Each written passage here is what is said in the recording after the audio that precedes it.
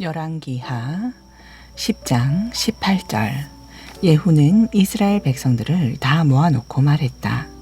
아합은 바알을 조금 섬겼으나 예후는 훨씬 더 많이 섬기겠소.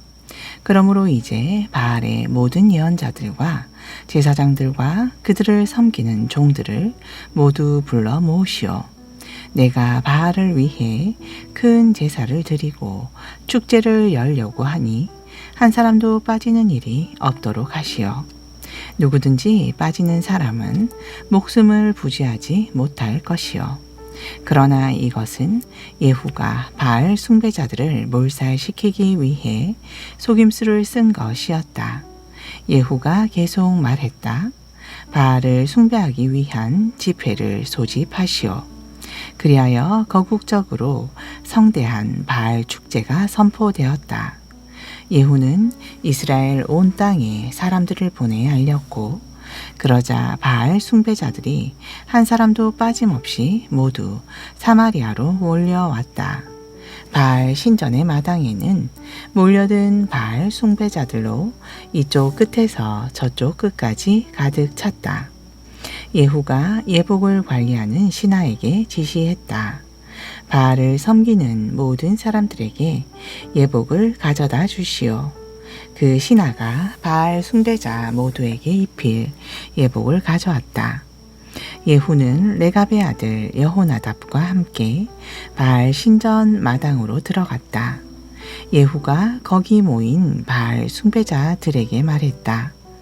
여러분은 서로 둘러보고 주 하나님을 섬기는 사람은 없는지 잘 살펴보도록 하시오. 이곳에는 오직 바알을 섬기는 사람들만 있어야 합니다. 그리하여 바알 숭배자들이 바알에게 제사를 드리기 위해 신전 안쪽으로 다 들어갔다. 한편 앞서 예후는 바알 신전의 주변에 80명의 군인들을 매복시켜 두고 그들에게 단단히 경고해 둔 터였다. 너희는 이 신전 안에 있는 사람들을 한 사람도 도망치게 놓아두어서는 안 된다. 만일 한 사람이라도 놓치는 자가 있다면 그는 놓친 사람 대신에 자기 목숨을 내놓아야 할 것이다. 바알 숭배자들이 바알에게 제사 드리는 일이 끝나자마자 예후는 경호원들과 장교들에게 명령을 내렸다. 들어가서 바알 숭배자들을 모두 쳐 죽여라. 한 놈도 달아나지 못하게 하라. 그러자 경호원들과 장교들이 일시에 들어가서 바알 숭배자들을 모조리 쳐 죽이고 그들의 시체를 신전 밖으로 내던졌다. 그런 다음 군사들은 바알 신전의 가장 안쪽에 있는 밀실로 들어갔다. 군사들은 바알 신전의 우상들을 모조리 끄집어내어 불에 태웠다. 군사들은 바알 석상들도 깨뜨려 박살내고 신전을 허물어 버린 후 그곳을 변소로 만들기까지 했는데 오늘날까지 그대로 있다. 이렇게 해서 예후는 이스라엘 땅에서 더 이상 바알을 숭배하지 못하도록 싹 쓸어 버렸다. 그러나 예후도 베델과 단에 금송아지 우상을 세워 섬김으로써 이스라엘을 죄 가운데 빠뜨린 느밧의 아들 여로보암의 죄로부터는 돌이키지 못했다. 이런 일 후에 주께서 예후에게 말씀하셨다. 내가 보기에 내가 옳은 일을 행하여 아합 집안에 내리기로 작정한 모든 형벌을 내가 그대로 다 처리했으니 너의 4대 자손까지 이스라엘의 왕이 될 것이다. 하지만 예후는 이스라엘의 하나님 주의 율법을 지키는 일에 온전히 마음을 기울이지는 않았다. 그는 여로보암이 저지른 죄에서 돌이키지 못하여 이스라엘을 죄 가운데 빠뜨렸다. 그즈음 주께서는 이스라엘의 영토를 축내기 시작했다. 아람 왕 하사엘이 사방에서 이스라엘을 침략해 왔는데 그는 요단강 동편의 길르앗 지역, 곧 갓과 르우벤과 므낫세 지파의 땅에 쳐들어와서 아르곤 골짜기에 있는 아로엘에서부터 길앗을 거쳐 바산에 이르기까지 다 차지하였다. 예후의 통치 기간에 있었던 다른 일들과 그의 행적에 대해서는 이스라엘 왕들의 연대기에 기록되었다. 예후는 죽어 자기 조상들에게로 돌아갔고 사마리아 도성에 장사되었다. 예후가 죽자 그의 아들 여호아하스가 아버지의 뒤를 이어 북왕국 이스라엘의 왕이 되었다. 예후는 사마리아에서 28년 동안 이스라엘을 다스렸다.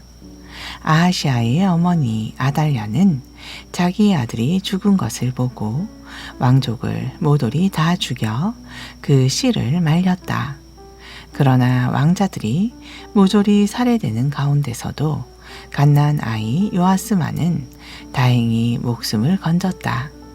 그것은 여호람 왕의 딸이며 아하시아의 누이인 여호세바가 아하시아의 아들 요아스를 왕자들 가운데서 몰래 빼내어 아달랴에게 들키지 않도록 그의 유모와 함께 침실에 꼭꼭 숨겼기 때문이다.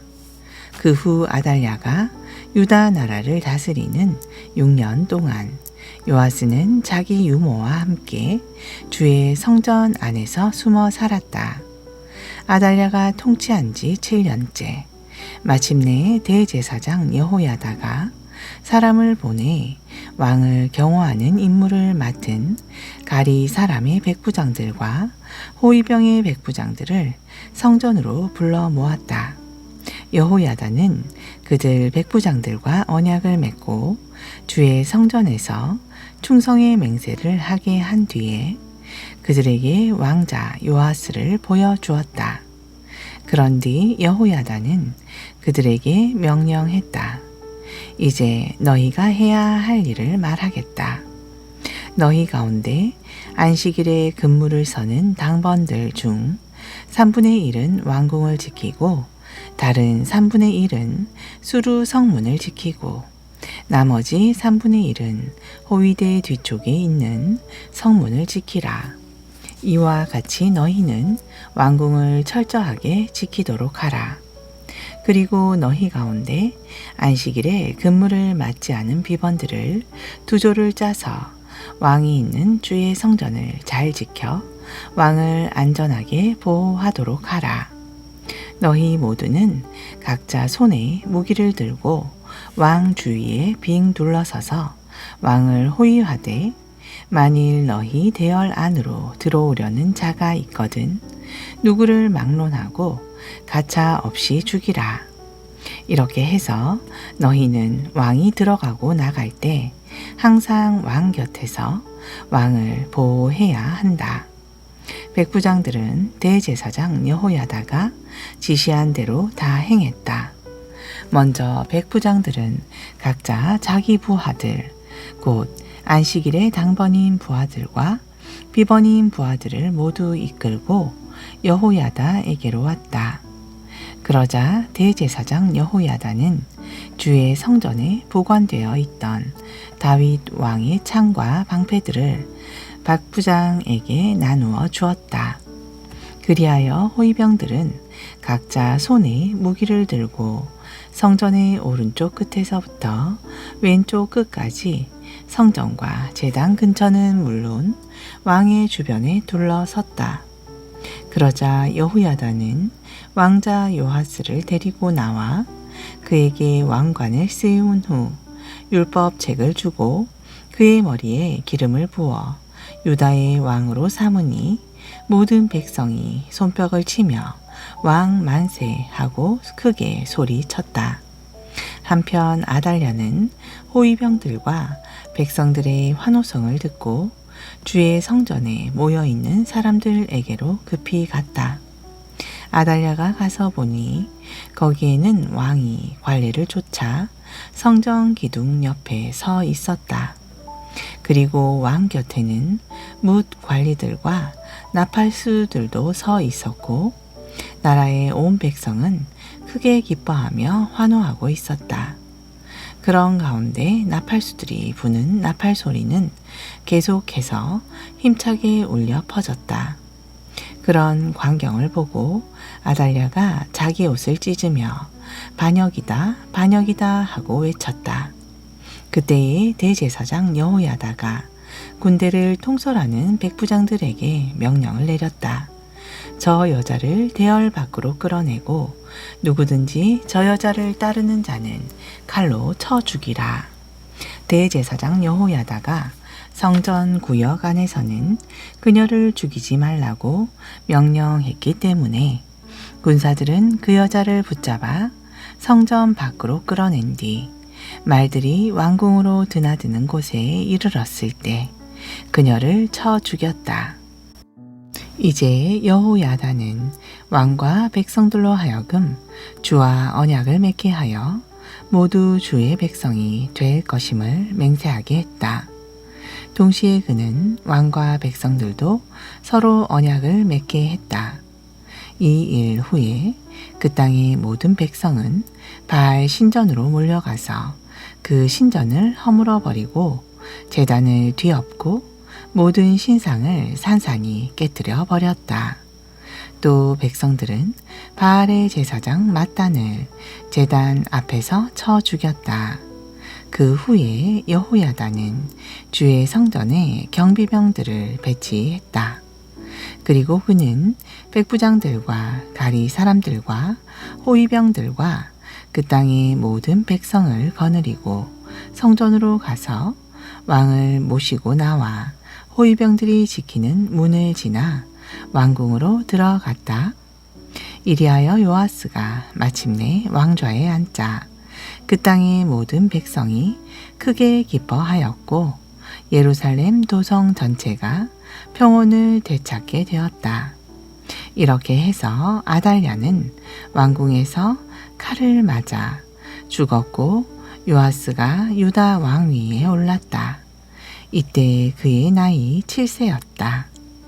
12장 예후가 북왕국 이스라엘을 다스린 지 7년째 되는 해 요아스는 7세에 남왕국 유다의 왕이 되어 수도 예루살렘에서 40년 동안 다스렸다. 요아스의 어머니 시비아는 브엘세바 출신이었다.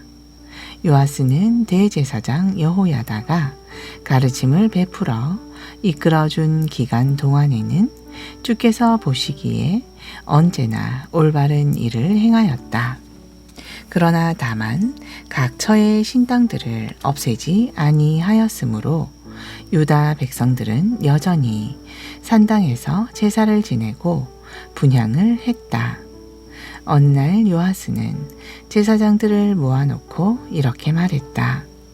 주의 성전에 거룩한 예물로 들어오는 모든 돈은 그것이 의무적으로 부과된 것이든 개인적인 서원으로 바치는 것이든 혹은 자발적으로 바치는 것이든 모두 한데 모으도록 하시오. 그런 후에 제사장들은 각자 담당 회계로부터 필요한 돈을 공급받아서 성전에 부서진 곳이 발견될 때마다 그곳을 수리하는 비용으로 사용하도록 하시오. 그러나 요아스가 왕이 된 지 23년째가 되도록 제사장들은 성전에 부서진 데를 수리하지 않고 그대로 지냈다. 그래서 요아스 왕은 대제사장 여호야다를 비롯하여 다른 제사장들을 모두 불러 그들에게 물었다. 여러분은 어째서 아직까지도 성전에 부서진 데를 수리하지 않고 있는 것입니까? 이제부터는 더 이상 여러분이 담당 회계에게서 돈을 받아 보관하지 말고 그들로 하여금 성전을 수리하는 자들에게 직접 돈을 지급하도록 하시오. 그리하여 제사장들은 이제 더 이상 회계 담당에게서 돈을 받지도 않고 또한 자신들이 성전을 수리하는 일에 직접적으로 관여하지 않기로 했다. 대제사장 여호야다는 상자를 하나 준비하여 그 상자 뚜껑에 구멍을 뚫은 다음 그것을 번제단 곁 곧 주의 성전 입구의 오른쪽에 갖다 놓았다. 성전 입구를 지키는 제사장들은 백성들이 주의 성전에 가져오는 모든 헌금을 그 상자 속에 넣게 했다. 그 상자에 헌금이 많이 모이면 궁중 서기관과 대제사장이 지켜보는 가운데 돈을 헤아려서 자루에 담았다. 이렇게 계산이 끝나면 그들은 그 돈을 성전 수리를 맡은 담당자들에게 직접 넘겨주었다. 그러면 담당자들은 그 돈으로 목수들과 건축가들과 미장이들과 벽돌공들에게 각각 정해진 품삯을 지불하였다. 또 그 돈을 성전을 수리하는 데 드는 목재와 석재의 구입 비용으로 사용하였고 그 밖에도 성전 수리에 필요한 각종 비용으로 사용하였다. 하지만 주의 성전에 바쳐진 그 돈은 예 성전에서 쓸 은대접과 부집개와 대접과 나팔과 그 밖에 금 그릇이나 은 그릇 등의 성전 기물들을 만드는 데는 사용하지 않았다. 그 돈은 오직 일꾼들에게 지불되어 그들로 주의 성전을 수리하게 하는 비용으로만 사용하였다. 그리고 돈을 맡아 집행하는 관리자들이 아주 정직하게 일했기 때문에 그들에 대하여 따로 회계 감사를 실시하지는 않았다. 그러나 속건제와 속죄죄를 위해 바쳐진 돈은 성전을 수리하는 비용으로 삼지 않았는데 그 돈은 본래 제사장들의 몫이기 때문이다. 그 무렵 아람 왕 하사엘은 블레셋 땅의 가드 성읍을 침략하여 정복했다. 그런 후에 이제 하사엘은 예루살렘을 공격하려고 준비하고 있었다.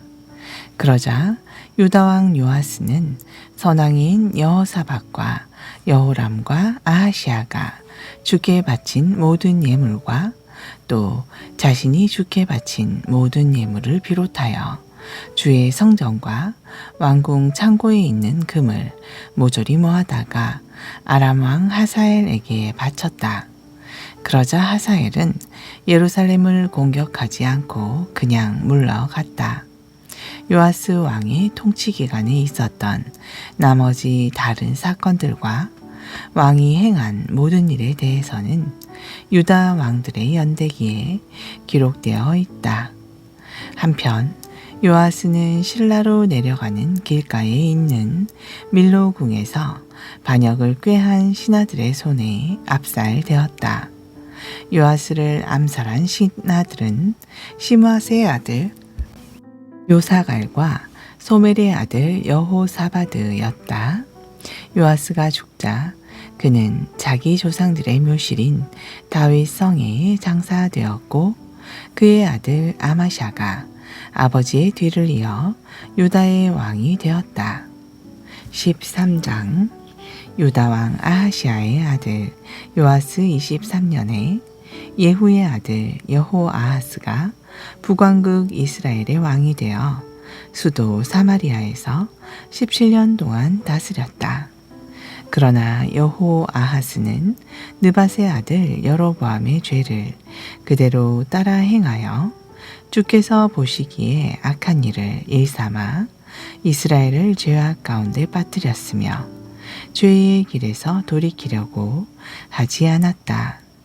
주께서는 이스라엘에 대해 진노하셨고 그 결과 이스라엘은 이방 왕들의 손에 넘겨져서 오랜 기간 동안 아람 왕 하사엘과 그의 아들 벤 하닷의 지배를 받게 되었다.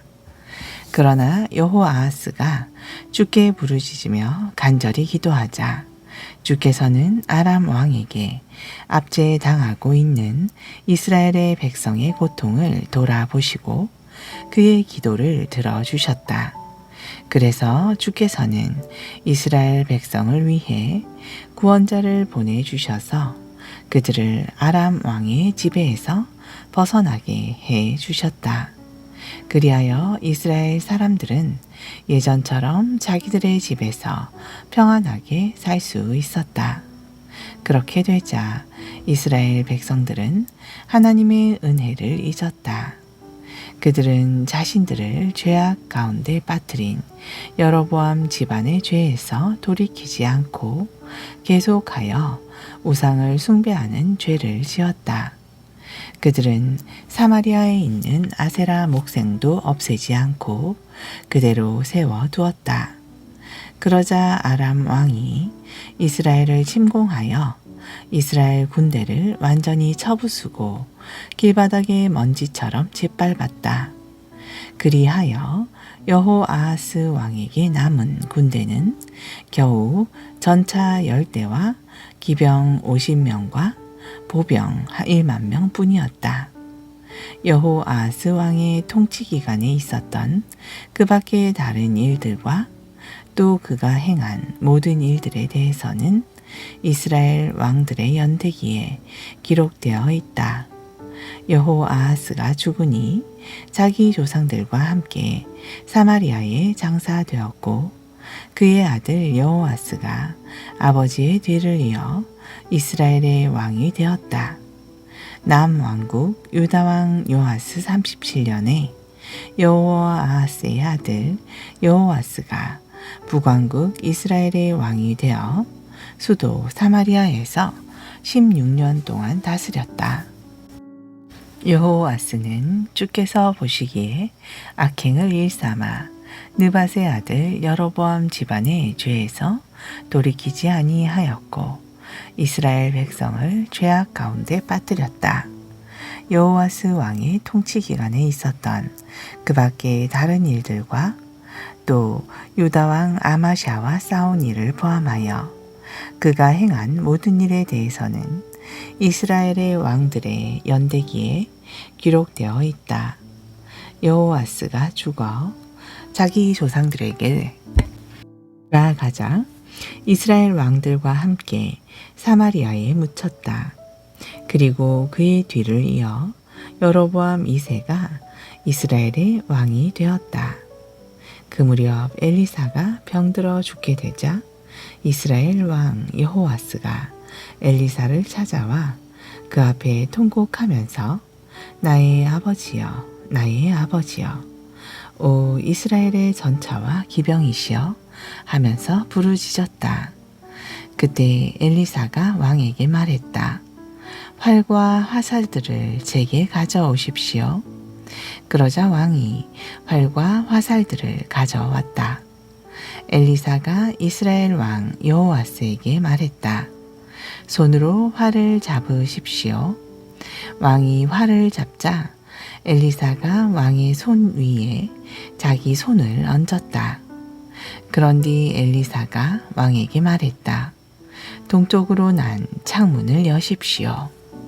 왕이 동쪽 창문을 열자 엘리사가 왕에게 말했다. 이제 그쪽으로 활을 쏘십시오. 왕이 화살을 쏘자 엘리사가 왕에게 말했다. 그 화살은 주의 승리의 화살입니다. 이제 왕은 아람 군대와 싸워 승리할 것인데 아벡에서 그들을 쳐서 완전히 멸망시킬 것입니다. 그런 후 엘리사가 또 말했다. 화살을 집으십시오. 왕이 화살을 집자 엘리사가 왕에게 말했다. 그 화살로 땅바닥을 치십시오. 그러자 왕이 그 화살로 땅바닥을 쳤는데 3번을 치고는 멈추었다. 그것을 보고 하나님의 사람 엘리사가 크게 화를 내며 외쳤다. 아, 왕께서는 그 화살로 땅바닥을 대6번은 치셨어야 했습니다. 만일 그랬더라면 왕께서는 아람 군대를 완전히 멸망시킬 수 있었을 것입니다. 하지만 고작 3번만 치셨으니 이제 왕께서는 3번만 아람을 무찌를 수 있을 것입니다. 그 후 엘리사가 죽어 장사되었다. 그런데 해마다 봄이 되면 모압의 도둑대가 이스라엘 땅을 공격하곤 했다. 한 번은 이스라엘 사람들이 어떤 죽은 자를 장사 지내고 있는데 갑자기 모압의 도둑대가 쳐들어왔다. 그러자 그들은 그 시체를 황급히 엘리사의 시신이 있는 동굴 묘실 안에다 던져두고 달아났다. 그런데 그 죽은 자의 시체가 엘리사의 뼈에 닿자 놀랍게도 그 죽었던 자가 즉시 다시 살아나 자신의 두 발로 일어섰다. 여호와스가 이스라엘을 다스리는 동안 아람 왕 하사엘이 줄곧 이스라엘을 압제하고 괴롭혔다. 그러나 주께서는 아브라함과 이삭과 야곱과 맺으신 언약 때문에 이스라엘 백성을 불쌍히 여기시고 그들에게 항상 은혜를 베풀어 주시며 보살펴 주셨다. 그로 인해 주께서는 오늘날에 이르기까지 이스라엘을 멸망시키지 않으시고 또 그들을 자신의 눈 앞에서 쫓아내지도 않으셨다. 아람 왕 하사엘이 죽자 그의 아들 벤 하닷이 아버지의 뒤를 이어 아람 왕이 되었다. 그때에 여호아하스의 아들 여호아스가 자기 아버지 여호아하스가 전쟁에 져서 하사엘에게 뺏겼던 여러 성읍들을 하사엘의 아들 벤 하닷의 손에서 도로 찾았다. 이스라엘 왕 여호아스가 아람 왕 벤 하닷을 3번 쳐서 무찌르고 아버지가 빼앗겼던 이스라엘 성읍들을 되찾은 것이다. 아멘. 신약전서 요한복음 3장 22절. 그 후 예수께서 제자들과 함께 예루살렘을 떠나 유대 지방으로 가셨다. 그리고 거기서 얼마 동안 머무시면서 사람들의 세례를 베푸셨다. 그 무렵 세례 요한은 살렘 근처의 에논에서 세례를 주고 있었다. 그곳에는 물이 많은 데다 사람들이 계속해서 그에게 세례를 받으러 왔기 때문이다. 그때는 세례 요한이 아직 감옥에 갇히기 전이었다. 세례 요한의 제자들 가운데 몇 사람과 어떤 유대인 사이에 정결의식에 관해 논쟁이 벌어졌다. 세례 요한의 제자들이 세례 요한에게 와서 말했다. 선생님, 요단강 건너편에서 선생님과 함께 계셨던 분, 곧 선생님께서 증언하셨던 그분도 세례를 주고 계십니다. 그런데 사람들이 모두 그분에게로 몰려가고 있습니다. 세례 요한이 대답했다. 하늘에 계신 하나님께서 주시지 않으면 그 무엇도 받을 수 없다. 나는 그리스도가 아니라 그분보다 앞서 보내심을 받은 사람이다 라고 너희에게 분명 말하지 않았느냐. 신부를 맞이하여 차지할 사람은 신랑이다. 그러나 신랑이 오기를 기다리던 신랑의 친구도 신랑이 오는 소리를 들으면 매우 기뻐한다. 지금 나는 그런 기쁨으로 가득 차 있다. 그렇다. 그분은 더욱 번성해야 하고 나는 더욱 쇠퇴해야 한다. 위로부터 오신 분은 모든 것 위에 계신다. 세상에서 온 자는 세상에 속하여 세상의 말을 하지만 하늘에서 오신 분은 모든 것 위에 계신다. 그분은 몸소 보고 들은 것을 말씀하시지만 아무도 그분의 증언을 받아들이지 않는다.